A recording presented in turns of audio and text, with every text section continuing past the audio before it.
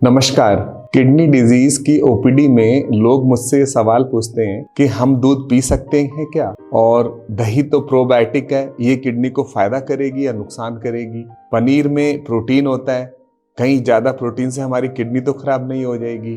तो आज मैं किडनी डॉक्टर भंडारी अपने चैनल के माध्यम से आपको ये सब तो बताऊंगा ही बताऊंगा, साथ में आज हम ये समझेंगे कि क्रॉनिक किडनी डिजीज होने पर दूध, दही, पनीर कितना अलाउड है, और अगर किडनी की जैसे जैसे स्टेज बढ़ती है तो हमें क्या बदलाव करने चाहिए जिससे हमारी किडनी और नुकसान में न जाए। दूध ऐसी चीज है जो हम लोग बचपन से लेते हैं, क्योंकि दूध एक कंप्लीट फूड है। इसके अंदर कार्बोहाइड्रेट, फैट, प्रोटीन और सारे मिनरल्स जैसे कि calcium, phosphorus, sodium, potassium, iron, magnesium सब होते हैं, और इसके अंदर विटामिन भी सारे के सारे ही लगभग मिलते हैं। और बच्चा तो सिर्फ माँ के दूध पर 6 महीने तक बिल्कुल फिट रहता है, उसकी ग्रोथ और डेवलपमेंट बिल्कुल नॉर्मल रहता है। तो दूध एक कंप्लीट फूड है, ये हमारी बिल्डिंग ब्लॉक की तरह काम करता है। बॉडी बनने में, हमारे शरीर की इम्यूनिटी देने में इसका बहुत बड़ा रोल है। कई स्टडीज में ये भी देखा गया है, जैसे कि गोपीनाथ एट अल के अंदर, कि इसके अंदर एंटीऑक्सीडेंट प्रॉपर्टी होती है, एंटी इन्फ्लेमेटरी प्रॉपर्टी होती है, यानी कि ये हमारे शरीर के नुकसान जो हो रहे होते हैं उससे लड़ता है और उसे बचाता है, और इससे हमारे शरीर की ऑर्गन्स की लाइफ बढ़ती है। ब्लड प्रेशर भी कम करता है। इसके अलावा इसमें शुगर भी में भी इसका एक अच्छा फेवरेबल इफेक्ट होता है। किडनी डिजीज के अंदर कंफ्यूजन हो जाता है, क्योंकि इसके अंदर प्रोटीन, फास्फोरस और पोटेशियम होता है, जो नॉर्मल आदमी के लिए तो बहुत फायदेमंद होता है, लेकिन किडनी डिजीज के अंदर ये समस्या कर सकता है। जैसे कि हमारा प्रोटीन अगर ज्यादा होगा तो किडनी के अंदर वो फिल्टर ज्यादा होगा, और उससे किडनी के खराब होने की स्पीड बढ़ जाएगी, जल्दी खराब हो जाएगी। दूसरा जो फास्फोरस होता है वो मिनरल बोन डिसऑर्डर करता है, किडनी में कई तरह की हड्डियों की बीमारी करता है, फ्रैक्चर्स बहुत कॉमन हो जाते हैं।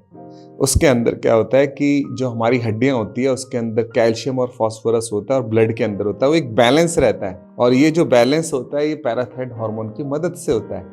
तो ये जो बैलेंस होता है, फास्फोरस अगर हमारी डाइट में ज्यादा होता है और किडनी क्योंकि उसको निकाल नहीं पा रही, ब्लड लेवल बढ़ जाते हैं, तो ये बैलेंस खराब हो जाता है। इससे हमें हड्डियों की कई तरह की बीमारियां हो जाती है, और हम लोगों को उसका नुकसान उठाना पड़ सकता है। और फिर कुछ प्रकार के दूध के अंदर पोटेशियम की मात्रा ज्यादा हो सकती है, और ज्यादा पोटेशियम आपको पता ही है कि हमारे को हार्ट का सडन कार्डियक अरेस्ट कर सकता है। तो इन सब की वजह से लोग कई बार ये सोचते हैं कि दूध बिल्कुल क्रॉनिक किडनी डिजीज में नहीं लेना है, जबकि असली समस्या है गलत सलाह।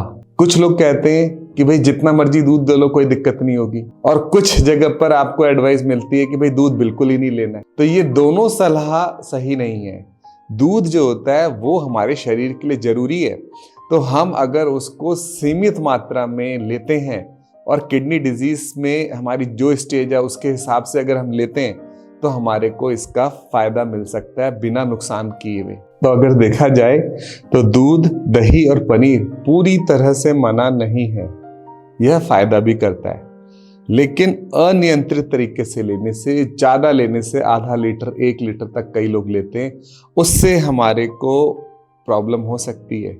शुरुआती स्टेज में तो थोड़ा ये हैंडल भी हो जाता है, लेकिन जैसे से किडनी डिजीज की स्टेज बढ़ती है, ज़्यादा दूध की वजह से हमारे को सीरियस हेल्थ इश्यूज आ सकते हैं, जैसे कि मिनरल बोन डिसऑर्डर, हड्डियों की बीमारी, vascular calcification, sudden cardiac arrest, और किडनी की बीमारी का तेजी से खराब होना। तो अब हम बात करेंगे कि क्रॉनिक किडनी डिजीज होने में अलग अलग स्टेज में हमें कितना दूध ले सकते हैं, कितना दही ले सकते हैं, और कितना पनीर ले सकते हैं। दूध, दही और पनीर में ये डिफरेंस होता है कि जो दूध और दही होता है उसके अंदर जो पोटेशियम होता है वो पनीर से थोड़ा सा ज्यादा होता है, जबकि पनीर के अंदर जो फास्फोरस होता है वो दूध से 2 गुना फास्फोरस होता है। अगर सेम दूध लें, अगर हमने मान लो 100 ml दूध लिया, तो उसके अंदर 150 मिलीग्राम पोटेशियम होता है, दही में भी इतना ही होता है, और लेकिन पनीर में पोटेशियम होता है वो 120 मिलीग्राम होता है। वहीं अगर हम फास्फोरस को देखें तो दूध में 90 मिलीग्राम होता है, दही में थोड़ा सा ज्यादा 110 होता है, और पनीर में इससे दुगना होता है, करीब करीब 300 मिलीग्राम। ऐसे ही 150 मिलीग्राम पनीर के अंदर हमारा जो पोटेशियम होता है वो 180 मिलीग्राम होता है, और दूध के अंदर थोड़ा ज़्यादा हो जाता है 225 मिलीग्राम, और दही के अंदर भी सेम 225 मिलीग्राम। और अगर हम फास्फोरस को लें तो जो फास्फोरस होता है वो दूध के अंदर अगर 135 मिलीग्राम होता है, तो पनीर के अंदर इससे कई गुना ज़्यादा 450 मिलीग्राम तक आपको फास्फोरस मिलता है। अगर हम इन तीनों को कंपेयर करें तो ये देखेंगे कि दूध के अंदर जो है फास्फोरस जितना होता है पनीर के अंदर उससे 2 गुना होता है, और लेकिन पनीर के अंदर पोटेशियम दूध से कम होता है। जैसे जैसे किडनी डिजीज की स्टेज बढ़ती है तो हमें इन बातों का ध्यान रखना पड़ता है।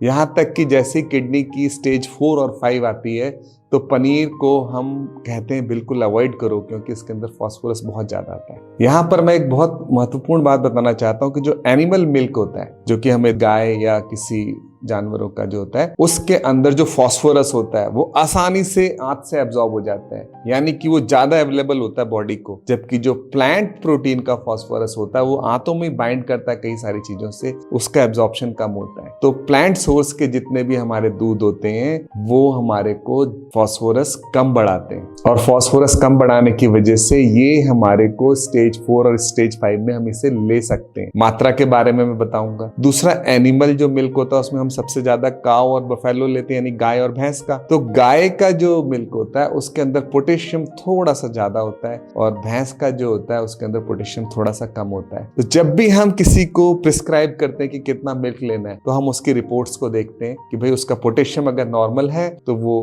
काव मिल्क यानी गाय का दूध उसके लिए अच्छा होता है, और अगर उसका पोटेशियम हाई है तो फिर हम उसको काव मिल्क कुछ समय के लिए अवॉइड करने के लिए कहते हैं, जब तक हम दवाइयों से उसका पोटेशियम कम ना कर लें। तो अब हम आते हैं कि कौन सी स्टेज में हम कितना ले सकते हैं। देखिए, स्टेज 1 और 2 में जो GFR होता है वो 60 ml पर मिनट से ज्यादा होता है, तो ऐसे में भी हमारे को दूध को थोड़ा कंट्रोल करना पड़ता है। हम CKD स्टेज 1 और 2 के अंदर जो पोटेशियम है वो 2500 मिलीग्राम डेली ले सकते हैं, सारे सोर्सेस का मिला के। ऐसे फास्फोरस हम 1000 मिलीग्राम तक ले सकते हैं, सारे सोर्सेस का मिला के। तो दूध 150 ml तक। इसी के हिसाब से हमें पनीर भी हम ले सकते हैं और दही भी ले सकते हैं, इतना ही इतना। और जबकि हमारी अगर स्टेज 3 आ जाती है क्रॉनिक किडनी डिजीज की, जब हमारा GFR 30 ml से 60 ml के बीच में आ जाता है, ऐसी स्थिति में हमारे को दूध की मात्रा घटानी पड़ती है। ऐसे में हमें जो टोटल पोटेशियम अलाउड होता है वो होता है 2000 मिलीग्राम और फास्फोरस 800 मिलीग्राम।